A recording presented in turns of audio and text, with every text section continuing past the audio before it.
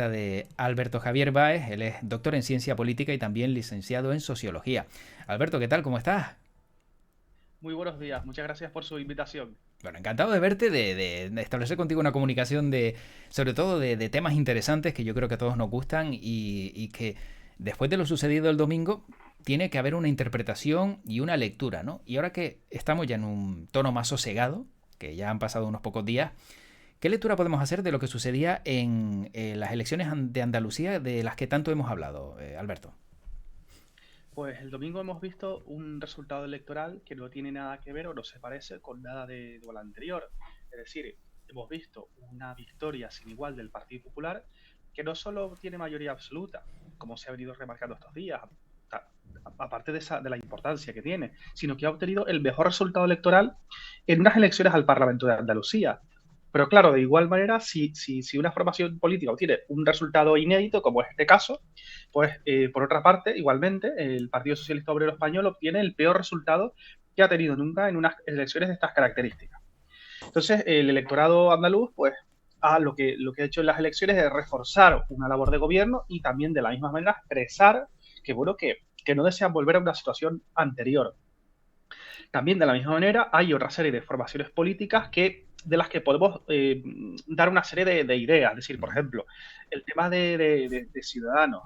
Es decir, es una formación política, Ciudadanos Partido de la Ciudadanía, que surge en Cataluña, que luego se expande en todo el territorio estatal o nacional, y en ese sentido, pues desaparece del Parlamento de Andalucía con las implicaciones que eso tiene. Porque es una formación política que comparte electorado con Partido Popular y Partido Socialista Obrero Español, pero a ninguno de los les interesa que esté.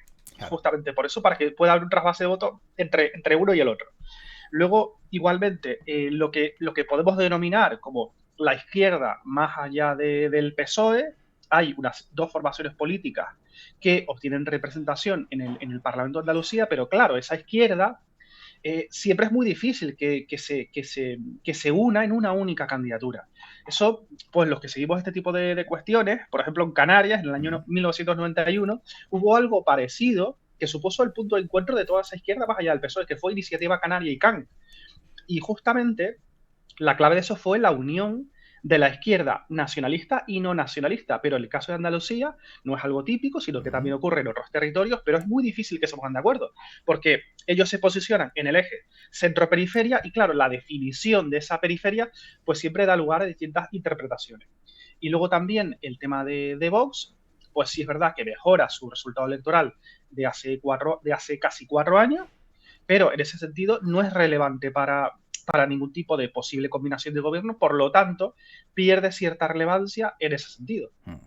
Claro, pero luego hay una duda que ha surgido, yo creo que entre todos los que hemos visto ese periodo electoral del domingo, y es cómo es posible que una comunidad tan grande como es Andalucía, de repente tiña el mapa de rojo a azul, porque estamos hablando de que no hay un paso intermedio, estamos hablando de que está votando a un partido y a los 4 años está votando al contrario, con lo cual, ¿qué puede haber pasado para que un votante que ha sido socialista y en lugares como, por ejemplo, si no me equivoco, creo que era Dos Hermanas, que se ha visto mucho, que siempre ha sido un feudo socialista, pase a ser del Partido Popular, algo que también creo que se ha visto en Madrid, ¿no? Con las elecciones que lideró Isabel Díaz Ayuso y que también ganó en lugares donde antes el PSOE no había ganado. ¿Qué pasa para que algo así ocurra, como sociólogo?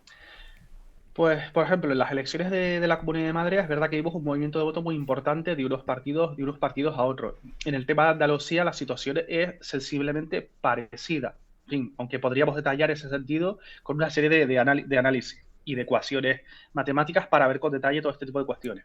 Pero en ese sentido es verdad que todo esto puede ocurrir porque, claro, si después de casi 4 años de gestión de un partido que hasta que hasta hace 4 años pues no había gobernado nunca Andalucía, la población percibe que la gestión ha sido positiva o sensiblemente diferente de lo anterior y eso implica que, oye, que la gente pues tiene una valoración realmente buena de lo que ha acontecido, pues eso también es una manera de facilitar un respaldo mayor, sobre todo pensando en lo que puede venir a partir de ahora. Uh -huh. Bueno, por aquí dicen, buenos días Alberto, creo que el PP ha conseguido estos resultados porque ha sido muy fácil hacer campaña contra el PSOE, con la de marrones que se han llevado estos 2 últimos años, pandemia, inflación, guerra, más inflación. Claro, es que luego también a nivel nacional todo lo que ocurre puede tener cierta repercusión a nivel autonómico. Y en este caso, si nosotros estamos viendo que a nivel estatal o nacional hay un gobierno de coalición, también el electorado andaluz pues, puede llegar a la conclusión de, bueno, pues yo esta opción no es la que más me llama la atención, prefiero dar mi respaldo a lo que ya tenemos gobernando, porque no le veo futuro a lo que está gobernando a nivel nacional, vaya, o estatal. Ujú. Luego también, en ese sentido, también hay que tener presente que a nivel estatal, el año que viene, pues volveremos a tener elecciones generales, también volveremos a tener elecciones autonómicas y locales, también en Canarias, y en ese sentido, cuando hay un gobierno de coalición, muchas veces lo que ocurre es que, claro, porque el electorado tiene que visualizar la diferencia entre las distintas partes de esa coalición de gobierno. Y los distintos socios, en este caso, Unidas Podemos y Partido Socialista Obrero Español, se van a tratar de diferenciar, sobre todo para que el electorado pueda identificar por la parte de PSOE de que ellos son los que están liderando el gobierno y las acciones en positivo de manera transmitidas así a la ciudadanía, se espera que sean ellos los que visualicen ese liderazgo. Y luego, por la parte de Unidas Podemos, pues oye, también quieren resaltar que parte de esa gestión proviene de ellos y también transmitir al electorado, decir, bueno, si nosotros en nuestro espacio estamos haciendo esto, imagínense todo lo que podemos hacer. Pero vamos a esperar en los próximos meses una diferenciación. Ujú. Porque de todos modos, en ese sentido, una de las cuestiones que señalan los estudios sobre coaliciones de gobierno es que, claro, cuando se acercan unas elecciones pasa esto, que se van a diferenciar. Pero es posible también que el electorado perciba o dé un respaldo mayor al partido que lidera la coalición de gobierno. En este caso sería el PSOE. Pero claro, esto no beneficia a Unidas Podemos. Por lo tanto, esa diferenciación que vamos a ver en los próximos meses. Bueno, que vamos a ver los próximos meses que hemos ido viendo durante toda la legislatura, porque es que encima tampoco parece que haya habido mucha coordinación, ¿no? O una imagen de unión que lo que hace es que a lo mejor la izquierda se desmovilice y dice, bueno, ¿para qué te voy a dar el voto si tú como partido de la izquierda con otro partido de la izquierda al final lo único que haces es estar todo el día peleándote? Y claro, yo creo que los ciudadanos bastantes problemas tienen como para encima pensar que hay problemas de aquellos que van a gobernar y que no solucionan esos inconvenientes. Efectivamente, sí, nosotros, la ciudadanía, lo que deseamos es votar unidad y votar proyectos estables que no se planteen discusiones internas, que haya unidad de esos socios de gobierno, que haya una serie de, bueno, iniciativas colectivas y en el mismo sentido, en positivo. Eso es lo que obviamente respaldamos y deseamos apoyar. Pero claro, si independientemente de a nivel estatal o autonómico local, vemos que hay a lo mejor un gobierno que el entendimiento no es precisamente positivo, pues eso es una cuestión a la que no le vamos a dar tanto respaldo, por decirlo de alguna manera. Bueno, luego ya, cuestión aparte o caso aparte podría ser el de Ciudadanos. ¿Cómo de repente de 21 pasas a cero? O sea, tan mal es la imagen ya de Ciudadanos que a lo mejor pues no se dieron cuenta de que era un partido muy personal, ¿no? O un proyecto muy personal que era Albert Rivera y una vez que se fue él, pues parece que todo se ha diluido por completo. Claro, por una parte tenemos el fuerte liderazgo de Albert Rivera que ya no está. Pero en ese sentido es muy importante siempre tener un recambio y que una formación política esté lista y preparada para una alternativa en cuanto al liderazgo. Pero a pesar de eso es muy importante, como es lógico. Pero el tema de Ciudadanos también nos recuerda mucho a otras cuestiones que han pasado antes. Por eso yo siempre digo que es muy importante conocer la evolución electoral. El caso de Unión Progreso y Democracia o el caso también del antiguo Centro Democrático y Social de Adolfo Suárez. A principios de los años 90, cuando Adolfo Suárez dimite de sus responsabilidades en el partido, estamos hablando del año 91, pues empieza un descenso en sus apoyos electorales. Al final acaba por desaparecer del mapa político español, salvo en algunos sitios. Hoy en día hay algunas formaciones políticas que sí que tratan de volver a continuar con esos postulados, con esas ideas, etcétera. Pero Ciudadanos, pues le está pasando un poco le está pasando esto. Sobre todo porque, como decíamos antes, sí, es que al Partido Popular y al PSOE no les interesa que exista Ciudadanos, porque está en el medio Claro. de uno y del otro, y comparte electorado con uno y con el otro. Y sobre todo, a la hora de Partido Popular y Partido Socialista Obrero Español de liderar un gobierno, no les interesa tener que contar con otra formación política como Ciudadanos, como es lógico. Mm. Y ellos también se ven en esa tesitura de ahora, pues a lo mejor apoyar a uno o apoyar a otro. Es decir, un papel que no es fácil, es decir, mantenerse a cierta distancia de uno y del otro, porque a lo mejor el electorado que puede ser más de centro izquierda los puede percibir más como de centro derecha en algún momento, y el electorado que puede ser más de centro derecha los puede percibir como de centro izquierda, y tampoco es positivo para ellos. Se entiende que esa oportunidad, ese tren que solo pasa una vez en la vida, pasó para Ciudadanos, ¿no? Cuando pudieron formar coalición con el PSOE y haberse convertido en un partido de gobierno, y a lo mejor ahí demostrar que podían hacer algo, o atenazar a lo mejor al Partido Socialista controlándolo un poco más, porque le hacía falta, ¿no? En vez de la otra coalición que al final se formó. Claro, es que llegar al gobierno es la prueba de fuego, donde uno tiene que demostrar su valía, su preparación y su firmeza en cuanto a las políticas públicas que desarrollar. Pero claro, si por el contrario nos encontramos que ha habido una sustitución en ese liderazgo, pero los resultados electorales tampoco han acompañado en los últimos 2 años, es difícil plantear una renovación interna que suponga un impulso a esta formación política. Esto es algo que podremos ver el año que viene en las elecciones autonómicas y locales, pero esto de los liderazgos no solo Ciudadanos, sino también otras formaciones políticas como Unidas Podemos, antes estaba Pablo Iglesias, ahora no está, eso también lo podremos ver en Vox, ahora está Santiago Abascal, más adelante a lo mejor no está, es decir, la renovación es muy importante, y lo que puede ocurrir después de que otras personas tomen el liderazgo de esa formación política. Por aquí dice, lo que he visto es mucha campaña diciendo que lo han hecho mal, cuando ningún gobierno estaba preparado para algo así. Todos hubieran cometido errores. Claro, es que estamos en un momento complejo de que una situación nunca vista antes por ningún gobierno en España. Es decir, y ha habido que tomar decisiones a nivel autonómico, local y a nivel estatal o nacional. Y en ese sentido, claro, los partidos políticos han tenido que posicionarse sobre distintas cuestiones que han sido mesas, que no estaban planificadas, sobre lo que a lo mejor no habían reflexionado tanto, ni siquiera se habían imaginado que esto podía ocurrir, como es absolutamente lógico. La cuestión también es que en las próximas elecciones, pues que el tema de la pandemia no sea una excusa para decir es que no hemos podido hacer esto, es que vamos a ver aquello, tampoco sea una excusa para hacer un balance de gobierno, o tampoco se utilice como una crítica porque efectivamente, es decir, se han podido cometer errores, como es lógico, en los distintos niveles de gobierno. Sin duda, la verdad que, bueno, claro, una vez que ya pase todo esto de la pandemia, la guerra y demás, ya habrá que ver si lo que se habla es de la herencia recibida, porque sabes que también es un clásico, claro, es que es lo que me han dejado, o también decir, pues, claro, es que el escenario económico en el que nos metimos todos por culpa de todo esto, pues nos obliga ahora a tomar estas determinaciones, que eso, digamos que es un continuo, ¿no? Que son diferentes excusas que ya son manidas, pero que siguen utilizando los políticos. Es que, hombre, no es bueno utilizar excusas.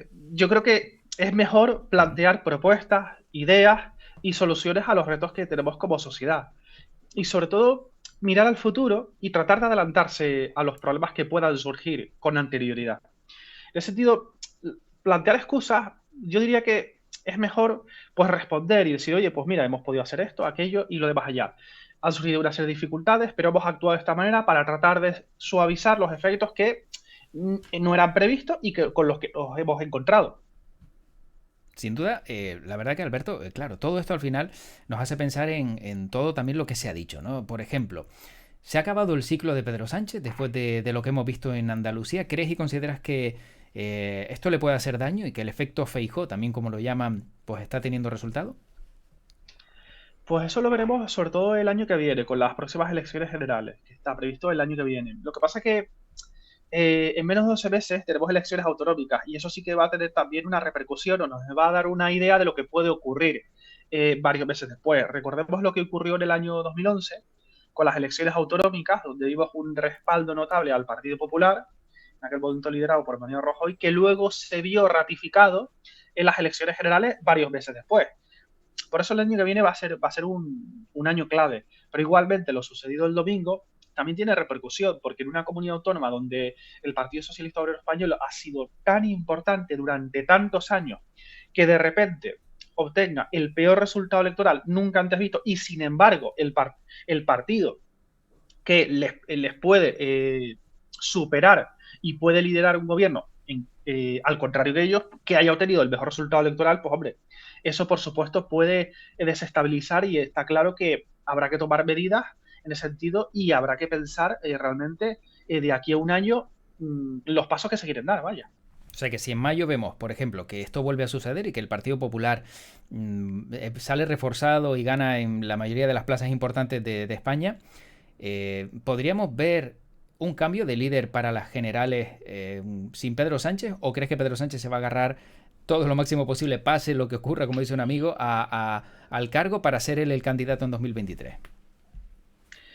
Pues, hombre, es aventurarnos demasiado, pero si esto ocurre el año que viene, donde la mayor parte de comunidades autónomas van a celebrar sus elecciones autonómicas, pues mal asunto, porque vamos a ver que algo está pasando y que no es algo puntual en Andalucía o en Castilla y León o en la Comunidad de Madrid. Es algo que ya se viene gestando.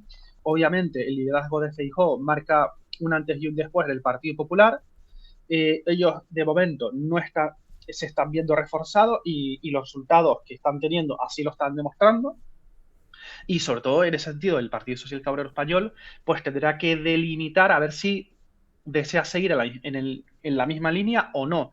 Pero bueno, esto es algo que veremos en los próximos meses. Pero, en fin, de momento no tenemos ningún tipo de información que nos haga pensar que no va a liderar al partido el próximo año.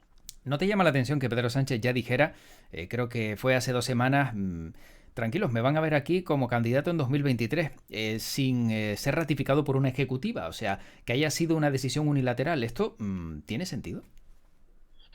Bueno, es positivo que una persona, en este caso un político, se posicione y, y sobre todo porque lo que va a transmitir ante el electorado es que lo más importante es el gobierno. Es decir, y que lo que está transmitiendo con esta idea muy sencilla, puede ser más simple o no, pero lo que está transmitiendo es esto, es decir, aquí no se preocupen, no pasa nada, que aquí se va a seguir gobernando hasta 2023. Y en ese momento, pues ya se verá lo que decide el electorado. Eso es positivo, eso es positivo. Sobre todo porque lo que transmite es seguridad y tranquilidad. Y facilita cualquier tipo de debate interno. Es decir, que luego que puedan surgir otras personas, por supuesto, eso no es negativo, pero facilita de cara al electorado una imagen de responsabilidad gubernamental. Y eso en algunas ocasiones se ve y en algunas ocasiones pues no se ve, vaya. Luego vamos a ver también la parte positiva, ¿no? Por ejemplo, se están reduciendo las cifras de paro, se sube el salario mínimo interprofesional, se intenta poner medidas económicas que favorezcan al ciudadano y sin embargo, luego la traducción que vemos, por ejemplo, en lugares como Andalucía, Andalucía ha sido esta, Castilla y León o Madrid. ¿Qué está haciendo mal el gobierno para que no cuente con el respaldo de los ciudadanos? Aunque estemos hablando de elecciones autonómicas y no generales. No es que se está haciendo bien o mal, sino es la percepción que se tenga de una gestión. Porque nosotros podemos hacer un análisis con una serie de datos, etcétera. Pero lo más importante es lo que la ciudadanía perciba de lo que se está haciendo y cómo se llega a la ciudadanía. Porque vamos a ver que cualquier tipo de cuestión también a nivel internacional influye en la actividad gubernamental. Las decisiones que se van tomando una tras otra, todo eso forma parte de un hilo conductor que llega a la ciudadanía. Y en ese sentido también, como en este caso estamos hablando de una coalición de gobierno, todo lo que se haga es percibido por la ciudadanía. Y como quien lidera ese gobierno es el Partido Socialista Obrero Español, pues aunque hay una serie de cuestiones que a lo mejor no han desarrollado porque forma parte de Unidas Podemos, pero sí que igualmente son responsables porque se lidera ese gobierno. Claro, luego, como dices tú, bueno, es la percepción de lo que se hace bien o mal, entonces a lo mejor es que no se está comunicando bien lo que se hace bien, porque si la percepción es mala, la comunicación no está llegando de manera fluida o se están resaltando más los aspectos malos que lo bueno. Pues la comunicación siempre es importante, es fundamental, llegar a la ciudadanía en positivo, transmitir con claridad lo que se está haciendo, los retos de futuro, las dificultades con los que se puede encontrar, las propuestas que uno quiere hacer, pero no es sencillo y no es fácil. Luego, sobre todo en eso, por eso están las campañas electorales también, y pues sobre todo sobre eso podemos reflexionar ampliamente. Pero hoy en día la comunicación es mucho más sencilla. Para eso están, entre otras cosas, las amplias posibilidades que tenemos con las redes sociales. Lo que pasa es que a veces no se gestiona de la mejor manera, pero para eso está y hay una serie de posibilidades que a veces nos cuesta imaginar de todo lo que se puede hacer. Bueno, redes sociales que sobre todo hay que decir que partidos como Podemos o Vox utilizan de manera muy frecuente y me atrevería a decir hasta mejor que otras formaciones políticas. Por ejemplo, el caso de Vox, si no me equivoco, tanto en Instagram como en TikTok sí arrastran a mucho voto joven. Otros partidos que son más tradicionales no se han dado cuenta, por ejemplo, de canales como este, que a lo mejor, pues donde hay mucha gente joven también pueden ser importantes, ¿no? Quizá el anclarse en medios tradicionales puede ser también el error de algunos que han cometido. Pues yo creo que los partidos políticos tienen una oportunidad que no deben desaprovechar, y es estar en las distintas redes sociales. El tema es que las personas que han estudiado todo esto, entre otras cosas, han llegado a distintas conclusiones. Y una de ellas lo que dicen es que, bueno, que las redes sociales es una oportunidad fantástica, pero claro, cada red social tiene un público diferente. Entonces, el mensaje que se debe dar no puede ser el mismo. Si nosotros no podemos poner una misma publicación, por ejemplo, en Twitter que en Facebook. Ujú. Si tenemos que adaptarnos a los tiempos y a las características de la audiencia en esas redes sociales. Y sobre todo es que son una herramienta maravillosa para poder conectar, y además de manera individual con el electorado, para poder transmitir, resolver, contestar, y siempre en positivo. Es decir, porque permite llegar de una manera, además, inmediata, que a lo mejor de otra forma no sería posible. Mm. Bueno, dos aspectos más para ir terminando, Alberto. Uno de ellos pasa por lo que decíamos antes también, ¿no? Que la izquierda, claro, se desmoviliza, o el votante de izquierda se desmoviliza cuando a lo mejor ve demasiadas formaciones políticas, ¿no? Por ejemplo, en el caso de Unidas Podemos, catastrófico también el resultado, por Andalucía se suma otra formación política y ahora vemos también cómo hay una intención, y hablo a nivel nacional, por parte de Yolanda Díaz de su propia plataforma. Si no integra a los votantes de Ciudadanos, perdón, de Podemos, el propio partido Podemos intentará seguir adelante con su partido. Y si luego vemos que una formación política como Alberto Rodríguez quiere montar, pues ya es otra formación más de izquierda. Muchos de izquierda, sumando al final, se pierden. Es que la izquierda, a nivel estatal o nacional y de distintas comunidades autónomas y locales, pues le pasa lo mismo que al centro derecha. Es decir, la persona que unió al centro derecha en España a lo largo de los años 80 fue Manuel Fraga. Uh-huh.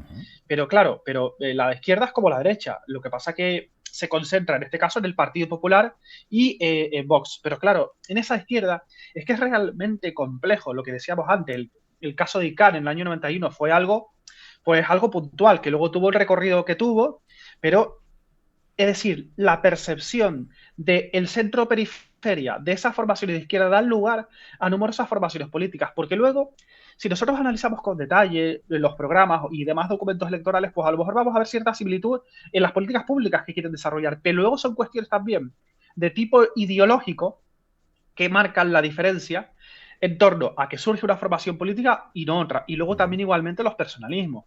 Es decir, que a lo mejor en un determinado momento nos hemos puesto de acuerdo y hemos participado en un proyecto común o colectivo, pero claro, diferencias tipo personal dan lugar a nuevos proyectos políticos. Y claro, para el electorado tiene que decidirse sobre más opciones, y eso pues es más difícil, claro. Claro, y son muchos más partidos y al final si van por libre no suman como si fueran uno solo y ese es el problema, ¿no? Que al final lo hemos visto, 5 y 2 creo que era lo que sacaban en Andalucía de 17 que habían tenido antes, con lo cual son 10 escaños menos por ir separado y a lo mejor también por el desgaste de algunas formaciones. Por aquí dicen, me encantaría ver a Abascal haciéndose un bailecito en TikTok. Bueno, seguramente lo habrá hecho ya, ojo, ¿eh? O habrán cogido algún momento de algún movimiento, le habrán puesto música y atraer a ese público, como bien decía Alberto, que probablemente hayan tirado por ahí.